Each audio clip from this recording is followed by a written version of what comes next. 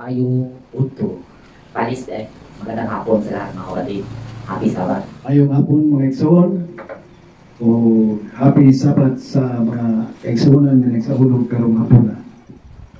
Okay, so medyo napagpaliban natin yung ating pagpapatuloy dito sa ating pagbabahagi sa mga sulat ni Apostol Pablo dito sa New Testament. Ngayon po ay nasa 1 Timothy po tayo, chapter 5. Napagpaliban natin ito dahil sa may mga pista na pinagdiriwang ang ating grupo, yung Torah Community mga kapatid. Italakay natin yung ibang mga usapin tulad ng Feast of Unleavened Bread, yung pista ng first fruits, yung unang bunga. At ngayon, nag-review po tayo dito sa chapter 5. Inanyayaan po natin ang ating mga manunood na muli yung subaybayan ng ating pagtatalakay sa sulat ni Apostol Pablo kay Timoteo. So, sa hapong ito, muli namin ipapaalala sa mga manunood na ang pagtatalakay na ito ay hindi base sa nakasulat lamang, hindi sa nakasulat lamang ang ating interpretasyon. Pinag-uhugot natin, kundi tinignan natin ang usapin, tinignan natin ang kultura, tinignan natin ang pagkatao ng sumulat at ng sinulatan at ang mismong sitwasyon kung bakit naisulat ang mga issue o yung mga salita na ginamit dito para mailagay po natin ang ating sarili sa kinarunuunan ng mga mananampalataya at ating makuha yung pinaka-aral na napapaloob dito nung sa po magkaroon ng kabuluhan ang ating pagbabasa sa mga paalala na ito na ginawa ni Apostol Pablo sa pamagitan ng kanyang sulat sa kanyang kapwa manggagawa na si Timothy. So magandang hapon ulit at simulan natin dito sa chapter 5 verse 1 hanggang verse 3 mga kapatid. Basahin po natin sa Bisaya version at sundan nyo na lang po sa inyong mga napusuang version, Tagalog man, English man o Bisaya sa inyong pong kapasidad. Basahin nyo po ang ating pag-aaralan sa hapon ito. Unang Timoteo, Kapitulo 5, versikulo 1 ngadto sa 3. Ayaw kasapi ang usa ka tigulang nga lalaki sa kasukwahi, may siya ingon sa usa ka amahan. Ang batanong mga lalaki ingong igsuong mga lalaki, ang tigulang nga mga babae ingong mga inahan. Ang batanong mga babae ingong igsuon mga babae uban sa bukos nga kaputli. Pasidunggi ang mga babaeng balo nga tinuod nga mga balo. Amen. Amen. Okay, so sa hapon ito, pinagpatuloy po natin yung ating pag-aaral sa sulat nga ni Apostol Pablo kay Timoteo at ang usapin na ating tinignan dahil po yung unang chapter ng 1 Timothy at hanggang sa pinakahuling chapter ito, chapter 5 ay isang sulat nga lang po ito. At para maalala po ninyo, hindi ko na lang po basahin ulit yung chapter 4, yung magandang dulo. Ngunit naalala po natin na ito'y payo o pinayuhan ni Apostol Pablo si Timoteo para mapangasiwaan niya ang community na kanyang kinarurunan. So ito'y possible na yung community na kung saan nandun si Timoteo ay ang Efeso. So makikita natin sa naging paalala o naging sulat ni Apostol Paul kay Timoteo, Brother Bong, yung payo kung paano niya pangasiwaan. So yung possible na nangyari sa pamumuno ni Timoteo bilang spiritual leader at siya ay binata pa or siya pa ay isang mura pa lang yung edad na tawag ng para pa siya bilang isang leader, mayroong mga naging question siguro ang mga member noon at nagsumbong, posible na nakarating kay Apostol Paul na ganito yung nangyari, na mga pagkakampong. Kasi kung ating titingnan dito sa verse 1, pinaalalahanan ni Apostol Paul si Timoteo na kapag pangaralan niya ang isang elder na member ng community ay huwag niyang pagtaasan ng boses. Kumbaga, iraan niya sa pakikiusap na may pakikitungo tulad ng isang ama. So yun yung pakiusap ni Apostol Pablo. Para maramdaman yung respeto. Sa tunada pa lang, andun na yung respect. So andun na yung paggalang mga kapatid. Mayroong ang kwento, Brother Bong, na isang anak sumulat sa kanyang magulang para humingi ng tuition sa kolehiyo. Kasi nag-aral sa kolehiyo yung anak niya at dumating yung time na bayarin na niya at wala pang naipadala ang kanyang magulang. So, sumulat siya, telegrama kasi noon ang uso. So, isinulat niya roon na, Tay, padalhan mo ako ng pera. Kasi may bating na yung pitsa ng exam at kailangan ko ng bayaran. At ito ang yung anak nagsusumamo sa iyo na magpadala ka. Ngayon, alam naman natin, noong unang panahon, malimit lang sa mga magulang na nasa bukid na naninirahan. Hindi marunong magbasa, Brother Bong, yung tatay na sinulatan. So, dumating na yung sulat, daga ng tatay yung sulat, pero hindi pa niya nabasa yung telegrama ng kanyang anak. Ayun, naghanap yung isang tatay ng pwedeng makabasa. Ngayon, nasa lubong niya, alam niya yung marunong bumasa yun, lasing. Nung binasa ng lasing, yung sulat ng kanyang anak, sabi pa doon, kasi lasing eh, tay, padalan mo ako ng pera. Kasi dumating na yung pizza ng exam at hindi pa nabayaran. Ito ang iyong anak. So, ingat ko na, may kailangan bayaran. Nung nabasa ito ng lasing at narinig ng tatay, lubhang dinadamdam ng tatay ang narinig niyang sulat o mensahe ng kanyang anak na binasa ng lasing. Walang respeto. Matapos kitang pinag-aral sa kolehiyo at nagbabalat buto kami dito sa bukid para ka makapag-aral. Nagyaw-yaw ko. Kasi, grabe yung hirap namin, ganyan lang yung asal mo. Nagkasalubong ng isang nung tatay, ang isang bading, bakla. At alam niya, marunong yung magbasa. Tinanong siya, tay, ano nangyari sa'yo? At ka umiyak. Sabi niya, masakit yung sulat niya sa akin. So, binasa ng bakla, yung sulat, sabi, bakla, tay, dumating na po yung pizza ng exam namin at may kailangan akong bayaran. Ito ang yung anak may babayaran. Yung gano'n na pagkabasa medyo malumanay kasi nga bakla. Sabi niya, yan ang tunay na anak. May respeto. Pero same message, same lang yung yung tunada sa pagkabasa. So, ang point natin dito, although ang ni Apostol Pablo is kay Timoteo payo, how niya itrato yung mga elders sa community. So, pero sa ating obserbasyon, ito po'y applicable sa komunidad ngayon. Kay kasagaran yun sa mga may edad na naanad yun na pagkaluran. No, di man tanan, pero dagan. Labi na magsikasin ka na ng mga batanon, pero din na nanood ng mga ilidara na buhay batasan niya. Malaki ang partisipasyon ng tunada ng pananalita para magiging unang pakita ng iyong paggalang. Di ba? May malaking partisipasyon yung pag-arrange ng iyong tunada upang ipakita ang iyong respeto.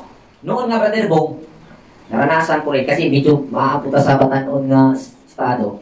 Muwali ko sa una. Kunya, isugog tuno kay gahit na kay gikan sa buhol. Gahit ng daan kay Bulanon. Iwasan po sa Cebu nga pinasingka, harapin na yung gahiya. So, dumating ako upang yung nature ko as a Buholano at influence ko na naninirahan ako sa Cebu ay medyo may na talaga yung tunada, medyo aggressive at parang autocratic yung dating. So sabi nila, yung iba nakatasakay kasi yung tiningnan hindi yung tono, ang puso yung tiningnan.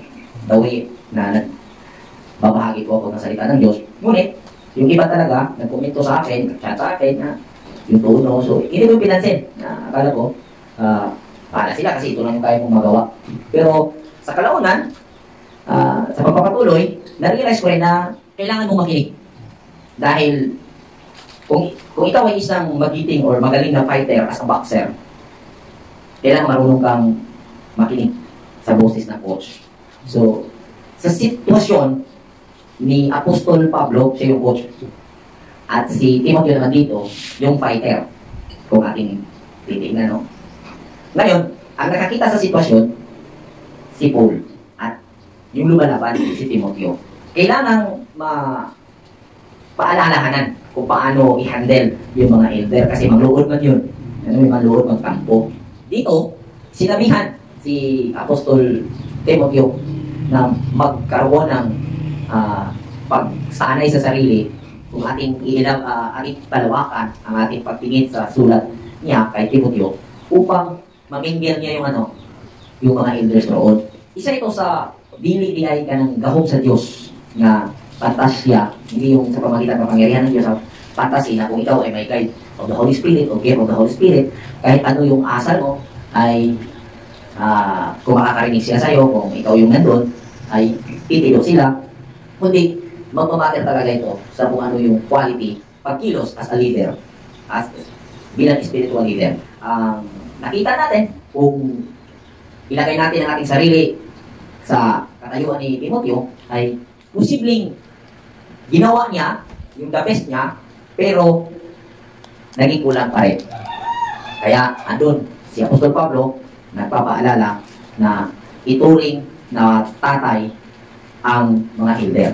Ako, sinisikap ko po, mga kapatid, na magawa ang payo na ito. Nawa ay maging makatulong ang pagsasagawang ito hindi sa mga elder ng community natin, kundi sa mga youth na kung paano ako namuno, kung paano ako gumalang, kung paano ako kumilos, ay makita nawa nila kung gaano ka pinagsikapan ng isang spiritual leader align doon sa kasaysayan ng mga mananampalataya na itatawag ni Jesus Christ pala, o ni Yeshua, o ni Yahushua, kung ano makao. Yun ay pinagsikapan ko ipakita sa kanila na bilang pagpapakita na yung aral na nasa Biblia ay isinasabuhay natin. Kasi, kapatid ko, sa nakita ko, lumaki ako sa spiritual pamilya, bilang born again, bilang Protestant. Pagka isang pastor, bawal yan, pag magbugas siya ng plato, parang, hindi naman lahat, pero parang exempted sila sa mga ganong gawain. Pero dito, sa atin, ginawa natin na magiging ehemplo. Tinurong natin sa pamagitan ng aksyon, dahil ito yung nakita natin, dahil kung paano ko naunawaan ang sulat ni Apostol Pablo kay Timoteo, ganun ko rin ginagawa. At nawa ito ay maging makita ng kabataan ng ating community na pagdating ng panahon, ngayon pa lang, ay magiging maukit na ito sa kanilang isipan. Yung itinuro ba? At sinabi ni Jesus Christ, kung gusto mo maging great, o magiging dakila sa kaharian ng langit, you must be a servant of all. Ito yung ipinaalala ni Apostol Pablo kay Timoteo. Amin ba? Amen. So dito naman sa mga batanong lalaki, yung mga binata, pinayo din ni Apostol Pablo na pakitunguhan na parang kapatid. At yung mga byuda, yung mga elder na babae, pakitunguhan na parang ina. So, yan po ang payo ng spiritual o gifted, full of Holy Spirit, full of Holy Spirit na isang apostolis na si Apostol Pablo. Dili parehas ka ng isang bangko na kayo, pero kay lagi pastor man, o lagi kay spiritual leader man, taas kayo para wala na naalain, o hindi yun align sa katuruan na naging sinundan o binasihan ng mga aral. So, patuloy natin dito sa verse 4 hanggang verse 8. Masahin po natin ang ating pong ulawain. Versikulo 4 ngadto sa 8. Apan ko ng babaeng balo, adunay mga anak o mga apo, patuna-una ini sila sa pagpakita sa Diyos ng pagkamahinalaron diha sa ilang kaugalingong panimalay, o magpadayon sa paghatag sa angay balos ngadto sa ilang mga ginikanan o mga apuhan, kay kini maoy dalawaton sa pananaw sa Elohim.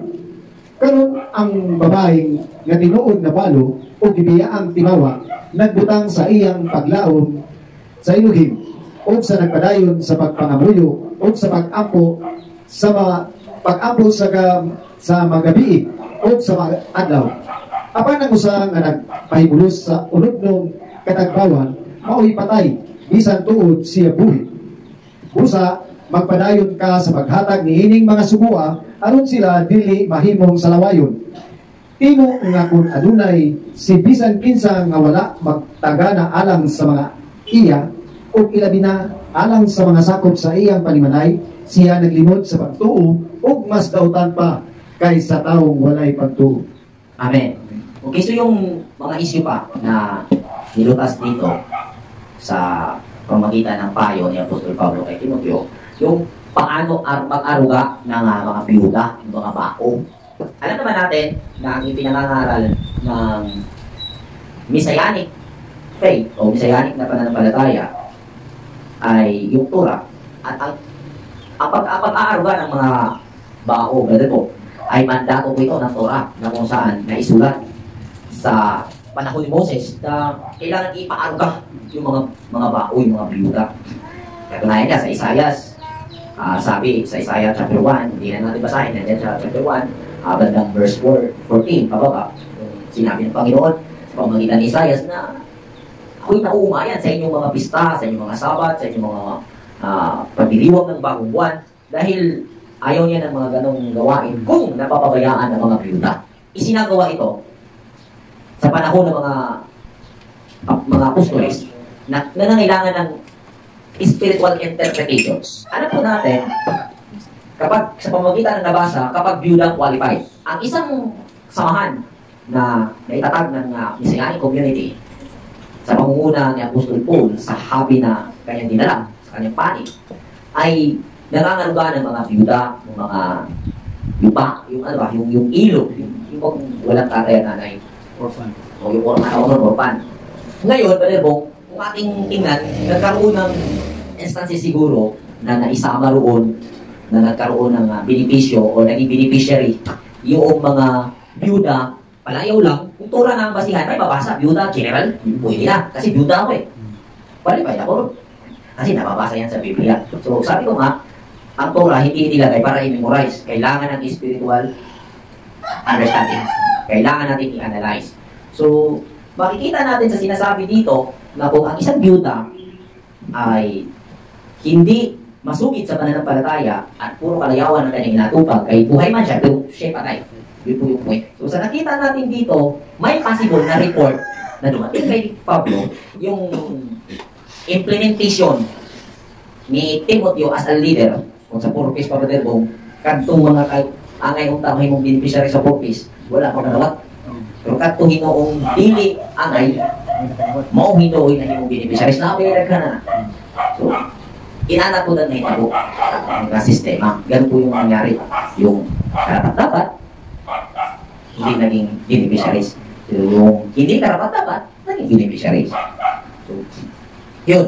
So, yun yung ipinayo ni Apostol Paul kay Timoteo.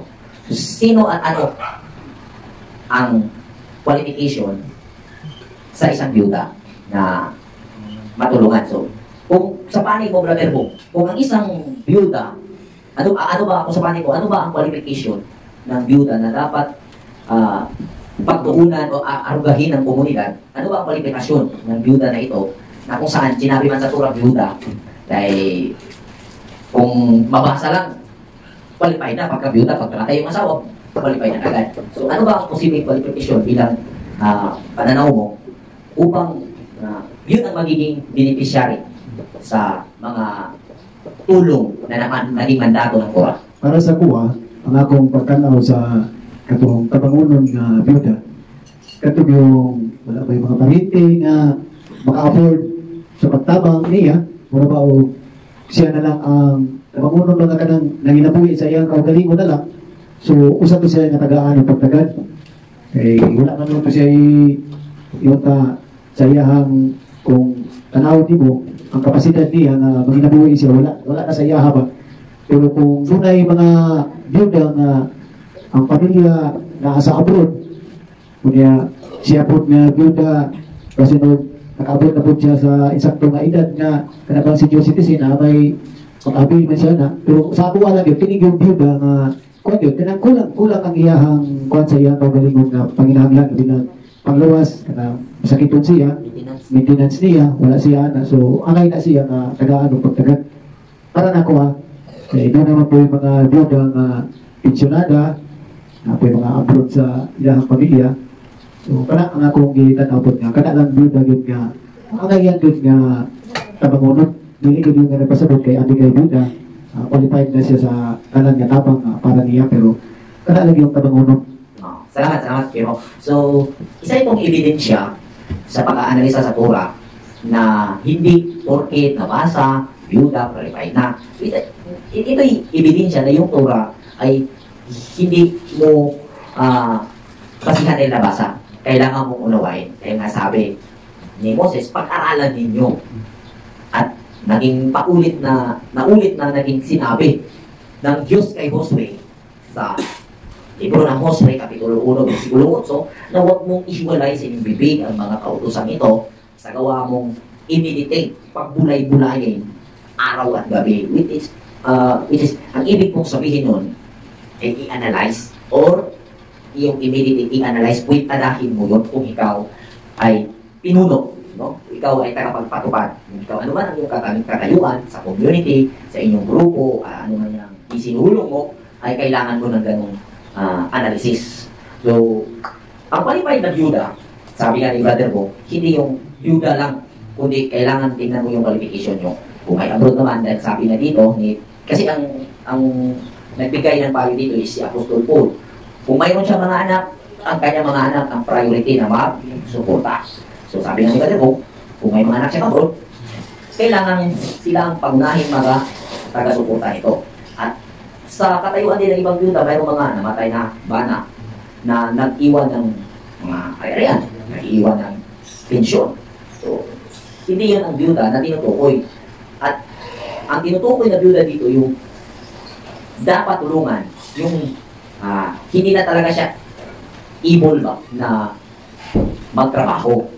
Yun yung tulungan ng community. Kung kaya itinuro, o kaya binuo ang Messianic na pananampalataya para makalinga, iaruga ang mga napabayaan sa existing government, no? Panahon ng mga mananampalataya noon. So kung ang iyong grupo ngayon as a religious group ay hindi yan ang nagiging prior na advocacy, at ang priority ay ang pagpaparami ng member para makilala, ay may questionabling nakadikit dyan. Dahil ang gusto niyan is power, hindi po yan gustong tumulong. Sa atin, wala pang naging ganong exercise yung ating community na nagkaroon tayo ng funding para sa ating mga bao, yung ating mga byuda. Ngunit, yan po yung ating plan. Kasi kasimula pa lang po natin at inaral po natin kung ano yung practice ng mga Messianic noon, at bilang susunod tayo sa yapak ng mga pananampalataya o mga mananampalatayang nandito, yan po ang ating pinag-aralan at kung paano natin ipatutupad. Although nagsimula na po tayo at kaya nandito tayo sa Mindanao at pinangungunahan ko mismo yung pagtatayo ng food supply sa pamagitan ng pagtatanim. Dumating yung panahon na yung ating mga kapwa mananampalataya na nasa ibang bansa na hindi, alam naman natin, taga-Pilipinas sila. Dating talaga yung araw na sila uuwi ng Pilipinas. At dahil sila ay temporaryong nandoon at naghanap buhay, at sa katunayan sila yung nagiging backbone natin para tayo po ay makasurvive dito sa Mindanao, ay darating yung time na ang pinagsikapan ninyo, hindi yan magiging walang kabuluhan. Amen. Kasi marami sa member ng ating community, mga kapatid, sa inyo marami na wala na mga asawa. Halos yan ang naging mga active supporter natin sa community. Thank you sa inyo lahat. Sa lakas at sa kapangyarihan ng Diyos na lumalang sa langit at lupa, hindi maging walang kabuluhan ang iyong ginawa, mga kapatid. Darating yung time, aani kayo sa inyong pinagsisikapan. Hindi ko masabi kung paano at kung sa anong paraan, ngunit ang assurance, ang gawang mabuti ay kailanman hindi nandurura ang kasamaan. Sa capacity ko bilang spiritual leader, mga kapatid, sisikapin ko na magiging instrumento para may sakatuparan ang mga aral na ito upang maipakita at maipatupad ang mga pananampalataya o mai-exercise yung ginawa ng mga mananampalataya sa panahon natin. So yan po, mga kapatid, ang aking nakitang aral at magiging inspiration sa inyo, ng mga tumulong. Nagsikap kayo dyan, pinagsikapan din namin dito, especially dito sa amin, dito sa Laguhoy, para pagdating ng panahon sa ating pagpapatuloy magkaroon ng katuparan.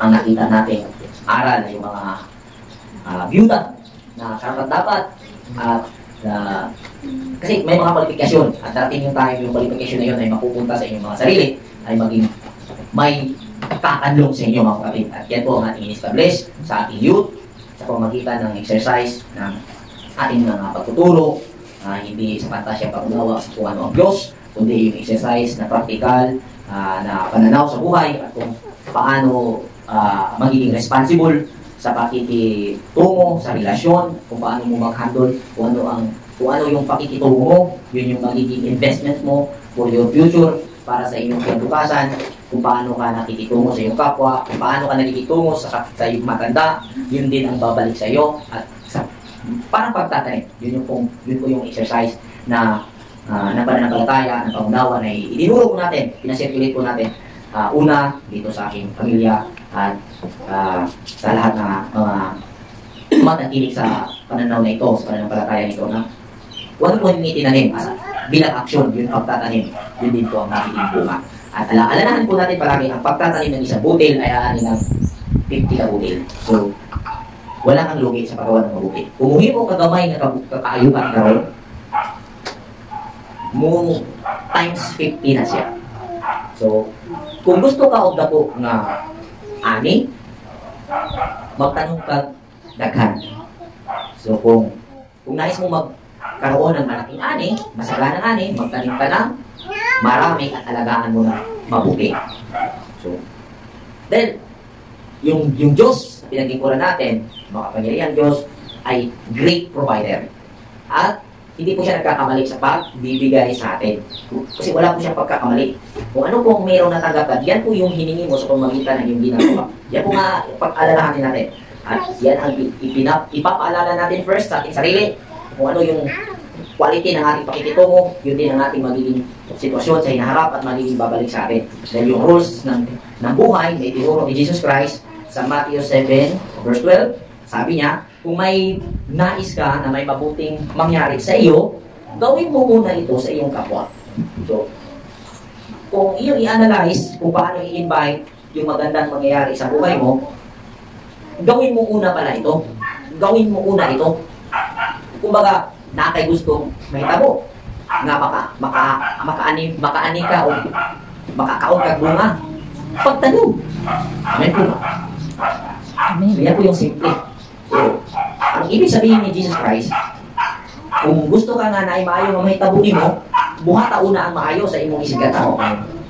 So, inana mga ison, so inana nga itong exercise, kung ato nang buhaton, nga mahimong kadina, o maging talikala na exercise o practice ng ating grupo, nang sa gayon, gikan sa anak, mayon sa apo, nato sa apo, mag-multiply yung blessing, mag-multiply hanggang sa magiging malaking puno at magiging silungan ng mga maraming ibon sa ito. Yan po mga kapatid. So patuloy natin tingnan ang mga verses na nandito sa ibaba tungkol sa tayo ng Pablo kung paano itaguyod, kung paano iaruga ang community na nandoon ng mga bao at mga organ. Verse 9 to verse 14. Versikulo 9 hinanto sa 14.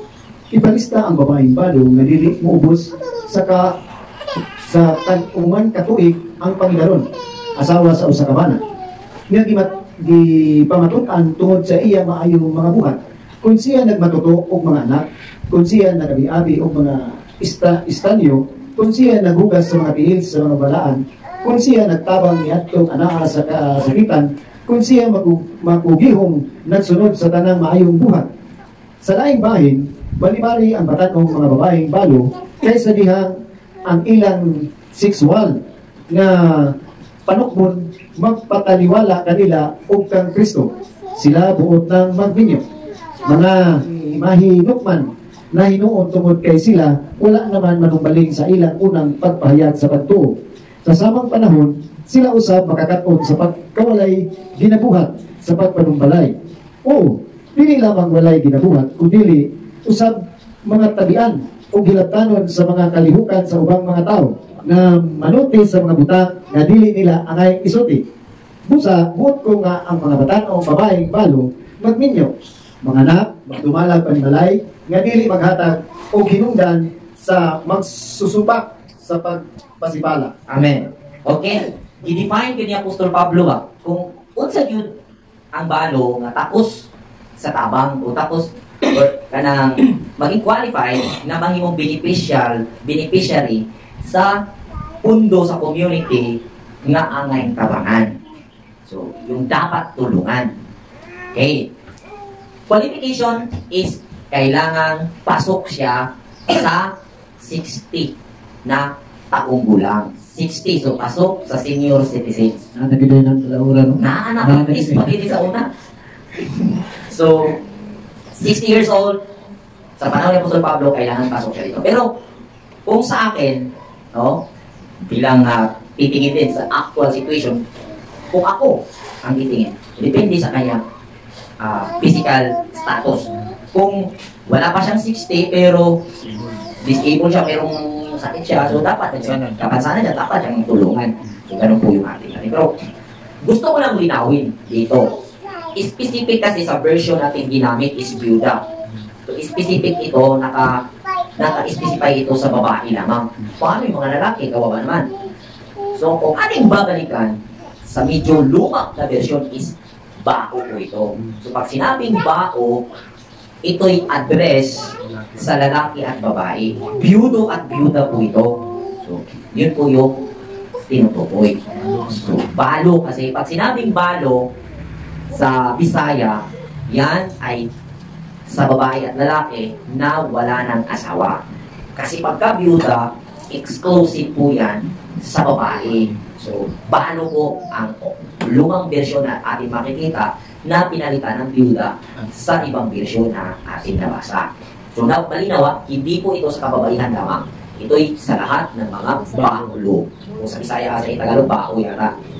So, bakit 60 years old ang naging qualification na edad para sa beneficiaries? Nakita din natin sa sulat ng Apostol Pablo na kung bata pa ang isang byuda, Brother Bo, yung sexual na interest sa isang byuda, siyempre pagka byuda, 30 years old, ay madaga na dayon, Brother Bo. Doon kasi mana, madaga na. Mawala na ng pagbangutan. Mabitaw nga, kung sa akong kabahin, kung maminyo o kung ano sa kaminyo mamatay o sayo ang kapika sa kinabuhi, muadbiso yung kung nga pagminyo gidayon. Kay basin o niya, mahinungdan nga maipasa-pasa na hinoong kag bisag kinsa nga mga binuhat diha sa inyong pumuyan. Kay ang usa ka byuda, mahimo na siyang buwak sa pananaw sa mga kalalakihan. Unya ang lalaki, sa balaod sa Torah, wala siya kanang pamukatan bahin sa pagpanapaw kay ang kaputli diha gyud sa kababaihan. Sa laing bahin, sa pagkasulti, ang pagprotect sa pagkaputli ba, dili lang ni sa virginity. Kundi kay pag may ka dignity, dili ni siya nag-repair, dili ni siya exclusive sa virginity sa babae, kundi sa imong reputation. Bisang pagwa na kay virginity, pero ang imong reputation as a babae na apaghapon. Nakagets mo? Akong tagalukon. Respetado niya. Oo, yung respetado kang tao ba? Yung virginity kasi, yun yung tinitingnan na yun yung dignity. Pero gusto ko lang linawin na sa isang babae, hindi lang ang virginity ang dignity. Yes, kung dalaga ka, yan yung una. Pero kahit may asawa ka na o naging disgrasyada ka, huwag mong isipin na nawala na sa iyo ang dignity as bilang magaling o mabuting babae o maayos na babae. So, yung punto ni Apostol Pablo dito is i-preserve. Bilang si Pablo ang spiritual leader, ginawa niya ng payo si Timoteo kung paano i-preserve yung dignity ng isang bao, ng isang byuda na bata pa.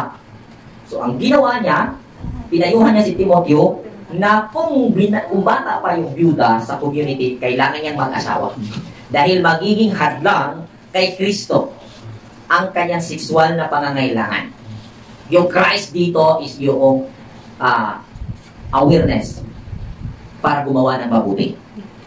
Mahimok manggudning sa gabal, Brother Bong, ang panginahanglanon sa lawas o pagbuhat o maayo. Kay ingon pa sa panultihon, Brother Bong, sa mga bugoy-bugoy ba. Kung magdaro kuno ka dinhis Mindanao, unya, ginahanglan na kang mutuna. Mupulit mo ba di ay ka? Aron ka mutuna dito sa tunaan na tapupuno kagat. So, ang advice ko diha sa couple, babae o lalaki, bilang yung babae ang negative at yung lalaki ang positive at negative, ang dalawang nilikang ito, kailangan sa couple, kaya nga couple hindi magkahiwalay. Kaya mayroon ako isang kasama dito na nagpaalam sa akin. Naiintindihan ko. Pag nung nagsabi, talagang naiintindihan ko. Lagpas pa sa 100% yung pag-unawa ko. Kasi hindi mabuti talaga na maghiwalay ang isang couple. Hindi nakakabuti sa isa, hindi nakakabuti sa isa. So, So, mas mabuti. At mahirap man ang yung kakaharapin sa biyahe, or I mean, sa journey ng buhay kung kayo'y magkakasama. Kaya sabi ng mga pare sa kasal, sa kapaitan at sa kaginhawaan, kayo pinag-isang dibdib. Yan na ba? So, di dyan pwede magtubo. Bawitaw nga, kung ang kabinyoon, o abroad, ang lalaki, or either ang babae, ang katungak sa ilahang, katungak at kaumawon sa ilang pamilya, naasa delikado nga sitwasyon. So, balik ta sa byuda. Dili jud maayo nga ang byuda dili magminyo. Kung ano ganda, kay i-specify mo ba diri kining sexual.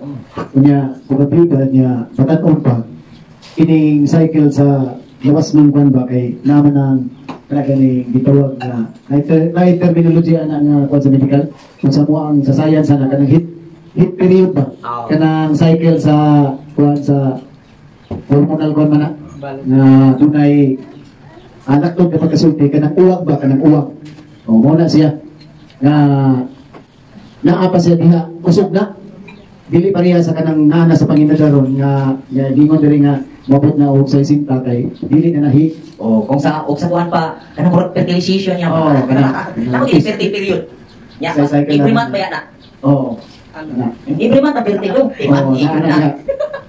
ang fertilization is every month na siya mo nga kung ating i-analyze ba science aspect, scientific aspect at yung spiritual pinaghiwalay ay hindi po totoo. Kaya kung yung tingnan ng maigi, yung itinuro ni Apostol Pablo, 60, sa bandang 60 kasi, slow down na yung sexual activity ng isang babae. Naana mabudiha ang mga minupusal sitwasyon, mga minupusal na kaganapan sa isang babae. So, 60. Wala na, suportahan na siya sa community. Pero, naingon na ang qualification niya sunod sa community kung sa iyang kabataan o pusgan pa siya ba, nung sa kanyang kabataan edad, nung ginawa ba niya yung kabutihan, yung pagiging mabuting mananampalataya, isa sa nagiging qualification para maka-inherit siya, para maka-beneficio siya sa pundo ng community. No? So, ano tama din, pag-aralan natin ito para pagdating na panahon, ay yun ang magiging pagsisikapan ng mga byuda na kailangan sa kapanahunan ng kanilang kalakasan ay talagang gagawin nila yung kabutihan. Isa din yan sa prinsipyo ng buhay na ating ipinangangaral o ating ibinahagi na kung ano yung iyong itatanim, yun ang iyong aanihin. Priority na makakabinipisyo ang pasok sa ganong kwalifikasyon ayon sa itinuro ni Apostol Pablo kay Timoteo. Kay ino pa sa version 3 goes, pagkat may ilan ng byudang na iligaw ni Satanas. Kay usahay mo good, gihimo nga rason na wa nay bana nga magkilis-kilis na lang o kadulog, wa na may bana. Gawas no naman po siya. So, mga kapatid, yan ang iwasan ni Apostol Pablo na mangyari sa community. Hindi maabuso ang pundo ng community, ng kanilang samahan bilang Messianic group, at maprotektahan at the same time ang mga bata pa na kita. Ma-preserve yung dignity ng babaeng byuda. Yan po mga kapatid, para hindi kayo ligaw ni Satanas. 15 to 18. Versikulo 15 ngadto sa 18. Sa pagkatinuod, ang pipila nahitipas na ngadto sa pagsunod kang Satanas. Kung adunay magtutoong babae na may mga babaeng balo, patabang nga siya kanila ug dili pabukatan ang kongregasyon. Sa ingon, kini makatabang niadtong tinuod nga mga babaeng balo. Ang mga ansyano nga nagdumala sa maayong paagi, kinahanglan isipon nga takos sa dubling nga pasidungog. Ilabi na silang naghago sa pagpanunti o sa pagpanudlo. Kaya ang kasulatan nagingon, dili mo pagabusalan ang turong baka sa dihang kini nagiok sa mga lugas. Usab, ang mga mamumuo takos sa iyang suhol. Okay, so tapos na po tayo sa usapin kung paano iaruga ang byuda.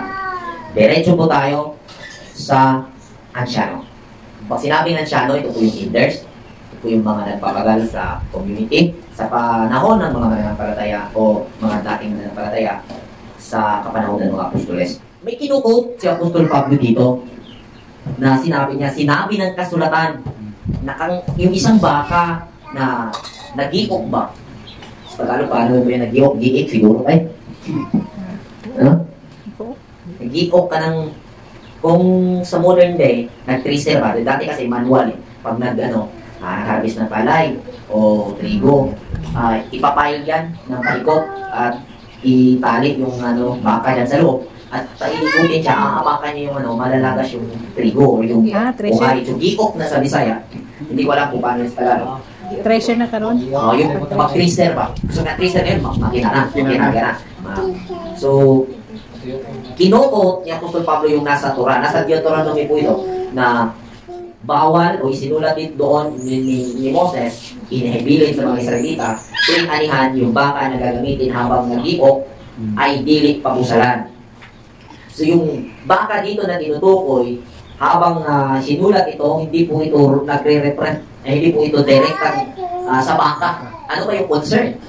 Ano ba yung concern sa baka? Ano ba yung concern sa baka? Ano ba connection? So, bakit kinuha ni Apostol Pablo ito noong sinabi niya sa paano ituring ang mga ansyano? Kasi yung baka, ito po yung strength and sacrifice na kahulugan po kasi ng baka spiritually ay strength and sacrifice. At sinabing ansyano, yan po ang mga nagpapagal, nagbuhos ng lakas, sakripisyo dyan sa community para ma-establish yung community. So, ibig sabihin, yung mga ansyano ay karapat-dapat na makabinipisyo sa kung ano ang meron na nagiging na kita or nagiging pag-usbong ng community. Kumbaga, sila kasi yung nagtatanim, naging instrumento ng pagtatanim. Sabi pa nga dito, nagsasalita. Kasi nga, nagtuturo, nagpapagal, na nagpuyat, ay naging karapat-dapat ng double honor. Kapag sinabing honor, dili lang na siya sa storya. Dili lang na ka nang mutahod ka nga. Dito sa first steps ba, ipakita ang pagtahod ka ng malumanay, Brother Bombay. Hindi lang sa malumanay na tunada na sinabi ni Apostol Pablo na gawin ni Timoteo habang kaharap ang mga elders. Hindi lang doon natatapos ang pagpapakita ng respeto or sinasabing double honor. Kundi yung kung ano ang naroon sa community ay makakaani, makakabinipisyo yung mga ansyano. So, ang punto ni Apostol Pablo, huwag tugisin ba yung simpleng kape. Siguro, kung ating tingnan in reality, kung babalikan natin yung senaryo, yung simpleng kape, bilhin na tinapay, ng mga ansyano siguro na nagtatrabaho, na nagiging advisor ng community, huwag nang tugisin yun. Huwag nang bentahin ba. Masakit na yun eh. Kapag yung pagkunita na simpleng kape, na inano ba. So, yan po yung pasiunang aral. Dahil magtatayo po tayo o nagtatayo na po tayo ng community. So, mga ganun. Kasi sa mga matatanda, kape, yung hilig nila, kape, tinapay sa umaga, anong ulan yung hilig, kailangan ma-provide. Kung meron na mayroong kapasidad na maibigay, ibigay. Yun po yung point ni Apostol Pablo na gawin ni Timoteo. Kasi posibleng si Timoteo yung head doon sa Efeso, pero nasusulsulan siya ba ng ibang kabinete niya. Ganon yung nangyari, possible. So, ang punto na nakita natin ay kung sinaadiha na dili ka ng angay yun ita nga ipa-inherit ba sa ansyano, ihatag yun. Anak yun. So, maunay punto niya Apostol Pablo. Sa ansyano na, may suon. So, may maabot ng mga sitwasyon, may mga maabot nga panahon. Ang may tabo, may nana sa ato at least, na natin na-establish na pagtuon. Mayroon na tayong naihandang pag-aaral kung anong ating gagawin. So, kung may mga ansyano, mga retired na, tapos mayroong funding, bigyan. Ayon sa kapasidad. Amin po ba? Amen. So, di lang lang kita. Sige mo muna sila pakape. Sige mo muna sila kuhan. Muna po pulitin. Sige mo kung init o tubig. Sige mo na kapit tahon. May son. Oral radyo na. So, padayon ta. Ani sa unahan, sa 19 paingon sa 25. Versikulo 19 ngadto sa 25. Ayaw pagdawat og sumbong batok sa usa ka ansyano, gawas lamang kung kini gipamatutan sa duha o tulo ka saksi. Badlunga at ubangan sa tanang tumatan-aw ang mga tao nga nagpakasala aron ang uban usab magbaton og kahadlok. Atubangan sa Dios o kang Kristo Isus o sa piniling mga manulunda. Ako magmaugdang nga nagsugo kanimo sa pagsunod ni ining mga butanga nga dili mo hukumdaan, nga dili magbuhat o bisan unsa sumala sa pagkamapahigon. Ayaw gayon pagdali sa pagtandong sa imong mga kamot. Kang bisan kinsa ni mahimong mag-aambit sa mga sala sa uban. Putling putli ang imong kaugalingon. Ayaw na pag-inom o tubig, kundi pag-inom o butane vino alang sa imong tiyan o sa sunod nimong pagkasakit. Ang mga sala sa pipila ka tao dayag sa kadaghanan nga mututol dayon sa paghukom. Apan mahitungod sa ubang tao ang ilang mga sala madayag usab sa ulahi. Amen. Okay, so may maraming point na pagtuunan natin dito ng pansin, mga kapatid. Itong tungkol sa pag-review man badlungo diha sa buwan, diha sa kadaghanan. Kanina, sinabi niya pagka isang matatanda, elder, na nagkasala or pagsabihan, ay ito rin ang isang ama. Pero ngayon, sinabi na niya Apostol Paul na pag nagkasala, lungod, i-review mo dyan sa maraming tao. Posible na ang tinutukoy dito, hindi kasama ang elder na nagkasala. Pag nagkasala, dyan sa member, ayon sa mga ilang libro na nabasa natin na pinagsabihan natin, isa, dalawa, hindi pa rin, dyan sa Mateo, badlungon diyan sa kadaghanan para maulawan. Ito yung point na kung naalala natin, napag-aralan natin ang 1 Corinthians chapter 11, yung tungkol sa talukbong. Marami ang nagsabi, Brother Bong, tungkol dito ba? Sa talukbong. Ang talukbong na tinutukoy sa 1 Corinthians chapter 11 ay masyadong nailiteral ang isinasagawang pangunawa ng mga mambabasa. No? Kasi nga, inari nila o itinuri nila, inunawa nila ito na literal na talukbong. Kung yung entire chapter, yung whole chapter, yung whole sulat ng 1 Corinthians ang iyong titignan, pinaabot ang sulat na iyon dahil sa concern niya na mayroong mga mananampalataya roon na hindi makapagsabi ng diretsahan sa mga nagkasala. Yung inasawa ng isang mananampalataya ang asawa ng kanyang tatay. So, yun yung issue. So, dahil sa putol-putol na pamamaraan ng pagbabahagi at pag-aaral ng Biblia tulad ng ginawa ng nakararami, ay kapag nakakakita sila ng nagtalukbong gaya natin, Brother Bong, ito, sinabi nila na ito'y, pagpapahiya ni Kristo, dahil si Kristo ang ulo at ang lalaki, parang ganon, yung dating. At yung talukbong na ito ang isinagawang pangunawa ng nabasa sa 1 Corinthians chapter 11. Ngunit, ito'y tumutukoy sa hindi pagsasabi ng diretso dyan sa pagtuturo habang ipinangaral ang salita tuwing pagtipon. Okay? At ito yun, ang sabi ni Apostol Pablo, sabihan mo dyan sa harap ng maraming tao. Tumutukoy po ito sa araw ng pagtitipon. Kung ang topic o yung Torah o yung nabasa sa kasulatan ay tumutukoy sa ganong pagkakasala at dapat ituwid, huwag ilihis, huwag ipagaan ang salita. Diretso mong sabihin kung ano ang ibig iparating ng kasulatan ay ayon sa Matthew 5 verse 17 hanggang baba. Hindi siya pumarito para ipawalang bisa o walang kahulugan o ilihis yung sulat na yun, kundi ipatunawa. So, mga kapatid, ang pagtatalukbong na tinutukoy sa 1 Corinthians chapter 11 ay ang hindi ko pagsasabi ng diretsyo o ng pag-review doon sa mga mananampalataya na kung saan close mo, kaibigan mo. So, yun ang pinapaalala. So, hindi po ito literal na talukbong. Pagdating natin sa bandang baba, sa binasa ni Brother Bong, ang sabi niya na yung pagtuturo ba? Kailangan unawa talaga. So, yun yung payo ni Apostol Pablo. Punto niya dito na si Timoteo ay talagang mahubog sa kung ano ang magiting o yung quality ng isang magiting na mga ngaral. At isa sa issue ka din po sa mga naging rason ba sa mga uminom, gusto lang na akong ituwid. Sabihin lang, hindi kasi bawal yung inumin yung dito. Kasi kahit si Apostol Pablo nagkaroon ng sulat, ito ngayon binasa, payo, Timoteo na, huwag kang uminom ng tubig lang. Uminom ka rin ng kaunting bino para sa iyong tiyan. Iyon ay hindi literal, no? Kung iyong tingnan ang verse, ang pangungusap, kung iyong tingnan, nagkaroon po siya ng payo na biglang pumasok ang ganong version na pagkasabi. So, ibig sabihin, kailangan mo maintindihan.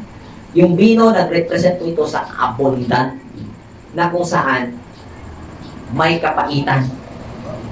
Kasi sa pag-benepisyo ng ka-abundance ay doon medyo risky. Sagaran, mula magkanang sa katao na may success sa iyang profesyon, usahay, hambugiro. So, ang point ni Apostol Pablo, matuto kang uminom ng bino. Kailangan, sa pag-inom ng bino, kailangan may skill ka dito, may discipline ka. Kaya, lahat ng inumin, may nakasulat dyan, drink moderately. So, kailangan mayroon kang discipline, mayroon kang kakayahan paano i-handle yung sitwasyon o yung kalalabasan ng yung result, yung effect ng pag-inom. So, yung bino natin tukoy dito, hindi po ito tumutukoy na painumin yun o literal na bino si Timoteo. Kaya hindi naman si Timoteo hindi talaga uminom ng bino. Kasi hindi naman pinagbabawal sa kanila yung bino. Kasi ang nagiging kasi nito, pinag-argument ng dalawa pa ng mga uri ng mananampalataya, bawal ang bino, pwede ang bino. So, ginamit ang mga verse na ito para ipalusot na pwede ang bino. At hindi sa pabor tayo na hindi pwede uminom ng bino. Kundi, nilinaw lang natin kung ano ang punto ng talatang ito. Hindi ko tumutukoy sa bino na ipapainom na literal kay Timoteo na ipinayo kay Apostol Pablo. Pinayo ni Apostol Pablo. Kundi tumutukoy ko ito sa espiritual na kahulugan na dapat magkaroon ng skills o magkaroon ng kakayahan si Timoteo para i-handle yung progressive na community na kanyang pinangungunahan sa Efeso. Magandang hapon sa lahat at naging makatulong po ito sa inyo at makatulong po sa ating lahat at pagbubukas ito ng analisasyon ng bawat isa sa atin para tingnan ang mga talata o mga sulat ni Apostol Pablo. Magandang hapon sa lahat. Happy Sabbath. Sa muli, Shalom Aleichem. Shalom.